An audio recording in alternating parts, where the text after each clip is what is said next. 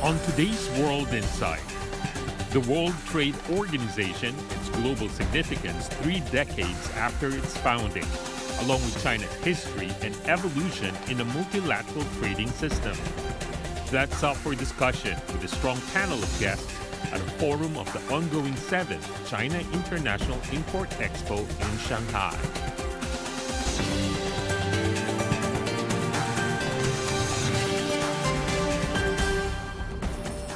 Welcome to World Insight with me, Tian. Embrace trade, embrace the future. Our special program from Shanghai at the 7th CIIE. Since its initiation in the year 2018, the China International Import Expo has kept injecting impetus to investment, openness, and people-to-people exchanges. It also offers real opportunities to hear diverse perspectives about trade policies, especially voices coming from the business community. On the very first day of the 7th CIIE, I moderated a panel, The WTO at 30 and China, History and Evolution. Business leaders, government officials, and scholars dive into the issue surrounding today's multilateral trading system and the role of China in promoting bilateral trade, as well as the reform of WTO. At the panel, I asked Xiaozhun, former Vice Minister of Commerce from China, and also former Deputy Director General of World Trade Organization, how relevant the WTO still is today. Thank you so much, Minister Yi. I really want to know what is likely to be the role of WTO. Is it still relevant today? You, as a former ambassador of WTO, from China to WTO, and later serving as Deputy Director General of WTO, probably you could provide us with some answer. Please, sir. 我在今年就在9月份的时候，在 WTO 的公共论坛上。 I must emphasize that in September this year, during the WTO Public Forum, I specifically addressed this issue. I stated that if we do not undertake necessary reforms and strengthen the multilateral trading system, the WTO could become a paper tiger. In my view, the main challenge today is that the WTO is experiencing the most difficult and dark period in its 70-year history, largely due to the global spread of protectionism. Another major issue is the leadership vacuum within the WTO. In addition, a significant problem is the prolonged stagnation in multilateral trade negotiations, with no new results being achieved. To put it simply, the main reason for this situation is that the world's largest economy has abandoned its commitment to the multilateral trading system. From being the global policeman safeguarding multilateral trade rules, it has now, in a complete 180-degree turn, become the leader in violating WTO rules. This is a harsh reality we must face, and it is, without a doubt, a tragedy for the WTO. I remember 3 years ago, when I was leaving the WTO, the then Director General saw me off. I had raised this very issue with him while I was in Geneva. I told him, as you send us off, you said, please leave with some valuable advice on how to restore the WTO to its former glory. I said, your most important task is to ensure that geopolitics and the power struggles of major countries are kept out of the WTO. After all, the WTO is a world trade organization, a trade organization. It is not a place for geopolitical maneuvering. Therefore, the WTO should focus on solving trade issues and not allow itself to become a battleground for ideological conflicts or geopolitical rivalry. When he spoke at that time, I could see him nodding frequently. But in reality, I also knew that this task would be very difficult for him to accomplish. I estimate that in the next 10 to 20 years, it may be extremely challenging to continue pushing for further trade liberalization through the WTO. We must have a realistic and sober assessment of the situation. However, a strong and effective multilateral trading system is indispensable for world trade. So, in this dilemma, what should the world do? What should China do? I think this is a question on everyone's minds. I would like to offer some personal suggestions on 3 levels. On the multilateral level, I actually mentioned this at the WTO Public Forum this year. I believe that if the world's largest economy abandons its leadership role within the WTO and is unwilling to continue advancing along the path of multilateralism, then the vast majority of other WTO members should unite more clearly and firmly. They should come together within the framework of the multilateral trading system to work towards reaching new trade agreements. I believe that after some time, perhaps 10 years, perhaps 15 years, following a period of trial and error and reflection, the largest economy will eventually return to the correct path of multilateralism. The second level is the regional level. Countries can still continue to work towards advancing negotiations for multilateral free trade agreements as a response to the global backlash against globalization. Through the conclusion of these new free trade agreements, they can demonstrate their commitment to advancing trade liberalization and continuing on the path of economic integration. I believe this progress would be a strong impetus for the WTO, because before I left Geneva, I heard many members at the General Council meetings warning that if the WTO cannot continue to negotiate new agreements, it could be marginalized by countries in Asia. This was particularly relevant as we had just concluded the Regional Comprehensive Economic Partnership, RCEP. Finally, at the national level, I believe China should take on a greater responsibility by providing more public goods for WTO members. We need to proactively open up our markets to promote multilateral win-win cooperation. We must take the lead in adhering to multilateral rules in order to gain the trust of all parties.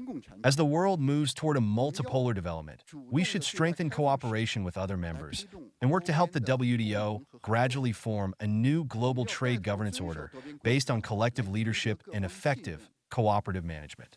在这个世界往多极化发展的时候呢，我们应该加强和其他成员的合作，推动 WTO 逐步形成一个集体领导和良性共治的全球贸易治理的一个新的秩序。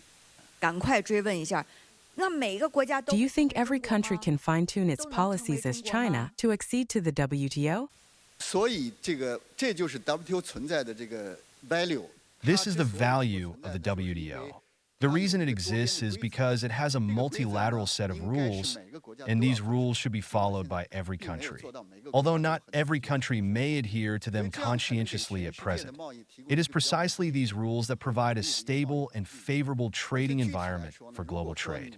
Specifically, if you unilaterally violate this regulation by claiming that you need policy space, what you're actually referring to as policy space is the trade interests of other countries. For example, if China says it wants to raise its automobile tariffs, other countries such as Germany, Italy, Japan, and ROK would certainly object, arguing that by raising tariffs, you're damaging their interests. So, this is a balance between rights and obligations. I believe everyone should consciously abide by the multilateral rules of the WTO.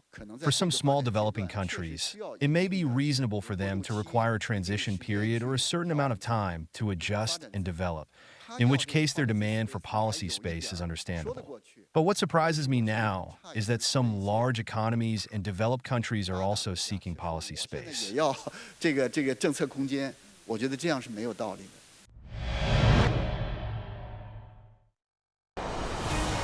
The world's largest import expo, a global stage for trade and investment. A place for meaningful connections. In times of uncertainty, CIIE has become the hub for shared opportunities. And that's why we are here for the 7th time. I am moderating panels at the Hometown Forum, leading discussions with trailblazers in global trade. Catch it all on World Insight from Shanghai. Embrace trade. Embrace the future. You're watching our special program on site of the 7th CIIE. In the fragmented and more inward-looking world, organizations like the WTO are more critical than ever in binding global trade together, and China will remain an active member and a supporter of free trade. Looking forward, panelists share their expectations of the WTO and China. Take a listen.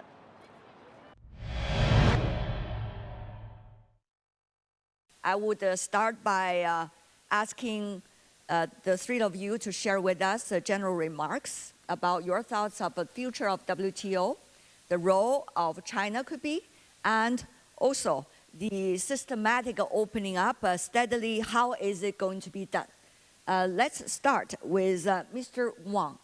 我们国家有史以来积极履行了我们自己热市的承诺。 Since our country's accession to the WTO, we have actively fulfilled our commitments and made constructive contributions to keeping the multilateral trading system and participating in the world economic governance.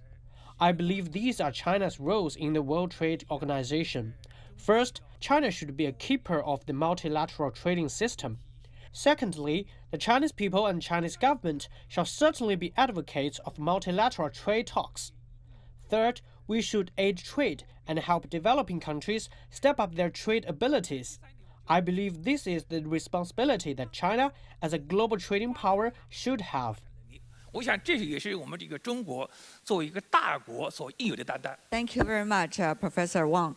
Now let's move on to Stephen Barnett, Senior Resident Representative of IMF in China. Steve has a special interest in consumption, but I really wonder what is your opening remark for this about WTO, please. Actually going to talk about the global economy. Aside from that's what we do at the IMF. If you give me a minute, I'm going to convince you it's highly relevant for the focus of today's meeting. We just finished our annual meetings in Washington. And at the very beginning of that, the head of the IMF, Kristalina Georgieva, she really made a plea, and she summarized the key message really simply. We can do better. What does that mean?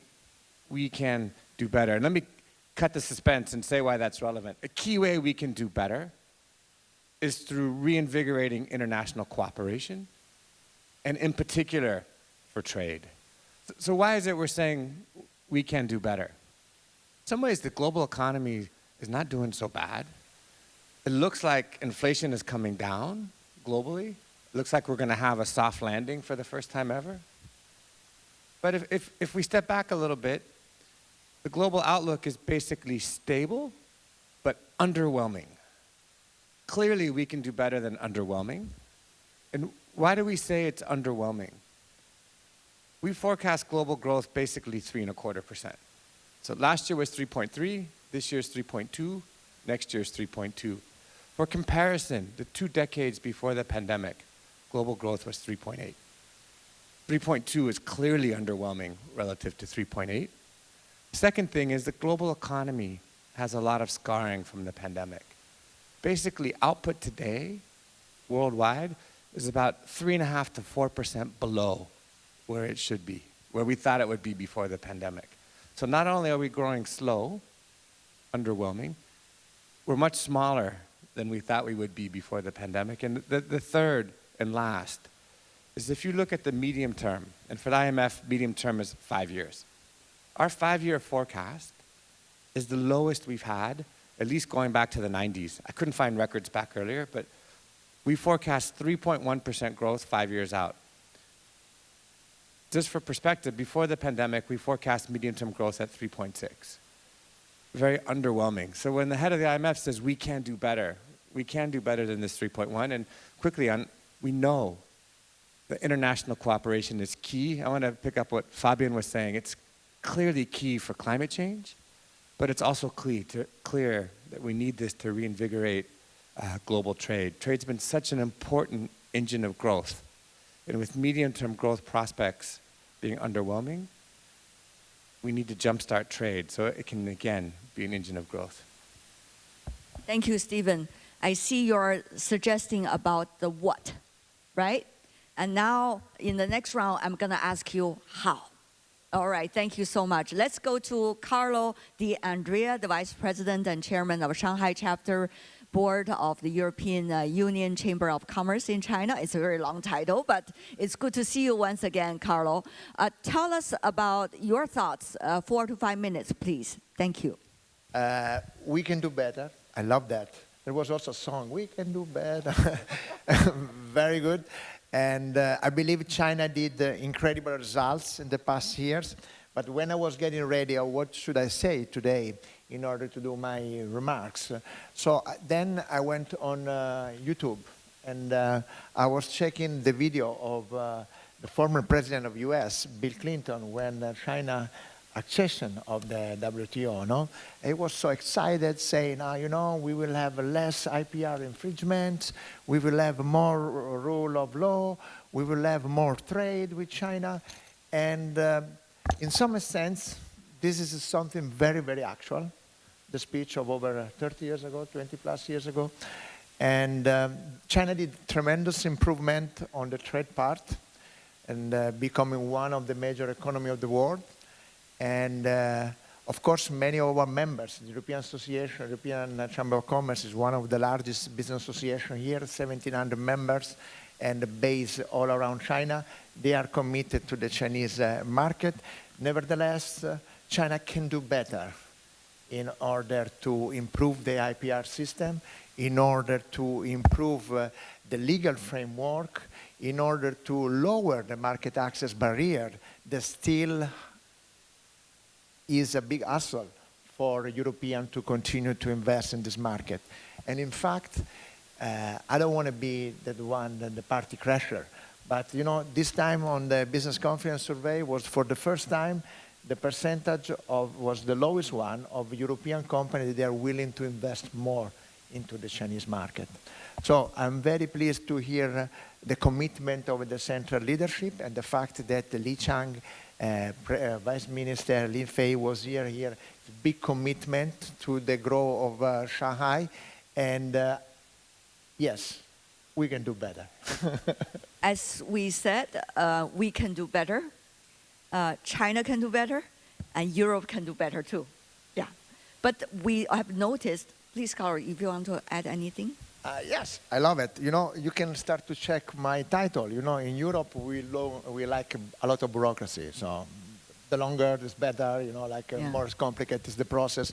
But indeed, what we want to share with you is that if we want to make a metaphor for Chinese companies, Europe is a 5-star hotel breakfast buffet. Instead, for European company here in China, there are still a lot of restrictions, and this 5-star hotel buffet, it gets like 3 dishes of 1 soup. So we still have a lot of opportunity here, untapped. If we are discussing with economists, we say we have a lot of blue ocean opportunities, and this is why the reason as European Chamber of Commerce we like to say that we can do better. We do not renegade or forget how China make our company very successful and how is important the relationship with China. What is important is the China continuing trajectory of opening up. I think everybody can do better, and as a result, if it is a multilateral trading system like WTO, then we collectively can do better. So having said that though, let me move on to Stephen. You see a lot of discussion about industrial policies today. Very different opinions, depending on the sectors also. So how do you see this discussion at this moment? How do you see this is impacting, you know, the nature of discussion on many of the other issues that are also crucial? Please. Indeed, even at the fund now, we're looking a lot more at industrial policy, basically because industrial policy use is on the rise. You know, for a long time, it really wasn't on the agenda, and all of a sudden it's back. And you know, we counted, I think, between January of last year and June of this year, and I hope I have the number right, I think we had around 3,500 industrial policy measures. All over the world. All over the world. 60% of those were in advanced economies, actually, and 40% in emerging market and developing economies. We divide the world into 2 buckets. And if I recall, I think just last year, 1/3 of those measures had a discriminatory aspect. 1/3, 2/3. So why are countries doing industrial policies? They do them because they think it might give them a competitive edge, or maybe to address a externality, help in climate transition, or help in national security reasons, supply chain stability. So let me give, what's the IMF advice in general? And let me cheat to make sure I get this exactly right. But in general, we think that industrial policies really have to focus on narrow objectives of addressing an externality or a market failure. And when we think about this, why is that? Really two reasons. One is there's a real risk that industrial policies lead to a misallocation of resources.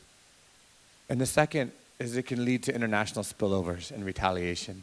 And in fact, we like numbers at the fund. We looked at the big three, Europe, US, China, and we found if there was an industrial, kind of a trade action in one country, there was a nearly 75% chance of a retaliation by a trading partner within 1 year. So we get this kind of tit-for-tat escalation. And I haven't mentioned China, but that's basically also the logic behind our advice for China. In our last annual report for China, we highlighted that China should scale back its use of industrial policies, really for both of these reasons. Scaling back would promote a better allocation of resources and would mitigate some of the concerns of trading partners. And of course, we'd also welcome more transparency around their industrial policies. Systematic opening up. You heard that phrase repeatedly, not only here, but also in the policy speeches earlier this morning and earlier within our panel as well. So what do you see is the current stage of a systematic opening up as China suggested? So our chamber is actually the result of China accession to the WTO, because one of the obligations was the one to allow foreign chamber of commerce to be instituted here in China. And we are the same age as China being the WTO, so we are aging with China. So that said, every year we are publishing a position paper, which is a recommendation made by our 35 working group. We are very sectorial. We have a maritime, very good professor was speaking about the macroplastic, or before we were discussing about climate change, because the green conversion commitment for us is very important, very high in our agenda. Every year, as I said, we prepare this position paper, which got key recommendation for the business doing in China to the Chinese authorities, but as well as to the European authorities. And you know, when we started over 24 plus years ago, the recommendations were just 50, 55. Now, over the year, or we became a bit too picky, or the doing business in China became too complicated, because the last publication, which we launched in September, contained over 1,000 recommendations. And one point that we have here highlight is that China is not for everybody. And it became a game where you need a multinational company to be present in the territory. And this is very not healthy for the innovation ecosystem. So what we did as a chamber in order to contribute to this, and especially we took this platform as a CIIE in order to make a manifesto on that, we organized for the first time ever a small-medium enterprise dialogue here with the Shanghai municipality. We will have the opportunity to have a high level at DG of the Shanghai MOFCOM here, and we bring with us 50 companies in order to tell them which one are the real challenges they are facing on the ground, in order to see that China is more keen to listen also to the small one, because we always repeat to the authority, remember that the multinational company of today, they were the small, medium enterprise of yesterday. So we need to create an ecosystem where everyone can strive. Were you at the opening ceremony? I was with my mind and not with my body. Then if you were there, you must have heard, have the opportunity to hear from the Chinese premier talking about systematic opening up. He's specifically suggesting about the high-level free trade and investment agreements, and also about 言必行，行必果. Words translate into actions. Actions leads to right results. I'm not translating in the 100% perfect way, but it's actually what he was trying to suggest. So it seems that many of the policy papers and suggestions coming from our European counterparts, from the US counterparts, and other business community have got its ears from the decision makers. We hope that will be the practice for the future as well, and not only here, but also elsewhere in the world. Interaction between decision makers and business community is extremely crucial. To Professor Wang, it seems that there is a process, even with China's experience with WTO. At the very beginning, it's pretty much a learner, 100%, and then becomes acceptable to many of the adjustment it needed to make during the past 30 years. And now, as many of our speakers argue, it has become an important contributor, for example, with the discussions going on within WTO. How do you see this process? After more than 20 years since China joined the WTO, the Chinese economy has changed significantly, with its economic size growing more than tenfold. We have gone from passive recipients of global trade rules to active and important participants, and now we even have the potential to become leaders. Along the way, it mainly stems from the changes in China's economy. We must shoulder a historical responsibility. In that case, I think we should actively contribute to global trade. Second, as China builds up its hard power, it is also growing bigger in terms of soft power. China's higher education has changed dramatically in the past decade. We have trained batches of WTO talent and global economic governance talent for our country and the world. Finally, the international community and some least developed countries also hope that China can participate more. It's not only just a demonstration of soft power, but also how to take advantage of either its soft power or others to serve the community for the WTO and beyond. So thank you so much. 谢谢大家，谢谢，再次感谢。Thank you 虹桥 Forum and CIIE. 谢谢各位，谢谢。